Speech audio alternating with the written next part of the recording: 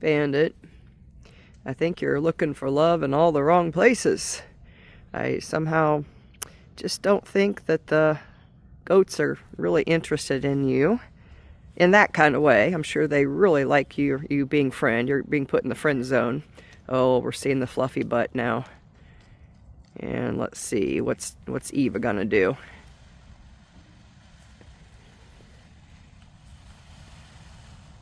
Listen to that drumming. You're just trying to find someone to love.